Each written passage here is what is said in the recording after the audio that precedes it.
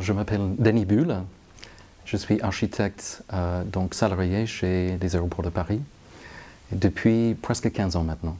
Donc j'ai fait des études d'architecture à l'Université de Toronto entre 1970 et 1976 et en travaillant dans les cabinets différents pendant cette période aussi, que ce soit à Toronto ou à Montréal.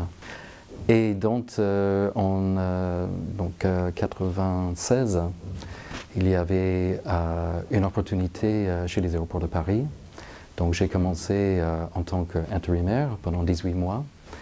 Je travaillais sur l'aérogare 2F, un fantastique projet de Paul-Andreu. Et j'ai donné satisfaction avec l'équipe, donc j'étais embauché. Une journée se déroule d'abord en répondant aux mails.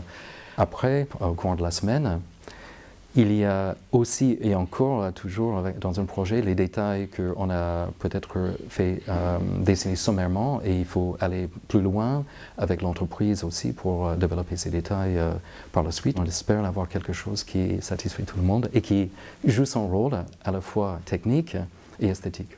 Je pense que le problème, c'est qu'on sait que le programme risque de changer, d'évoluer. C'est quelque chose qui est endémique au projet aéroportuaire parce que c'est toujours en mouvement. La plateforme, c'est comme une ruche, les choses changent, les besoins changent, les compagnies aériennes changent.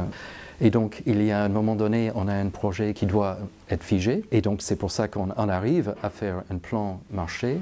Mais par la suite, quelquefois, il y a des modifications qui viennent au cours de route et peut-être une des choses qui est complexe à faire, c'est de continuer à avoir la même maîtrise de l'idée de base tout en intégrant les modifications. Je pense qu'il y a des opportunités encore dans le monde architectural. Surtout, il y a une évolution qui est maintenant de mon temps parce que dans notre projet ici aussi, c'est l'inclusion des problèmes d'économie d'énergie, l'exploitation de toutes ces connaissances qui sont naissantes. Je pense qu'une jeune maintenant qui rentre dans le métier, voilà une bonne voie à explorer avec une certaine passion, parce qu'il y a un vrai problème dans ce monde de consommer moins.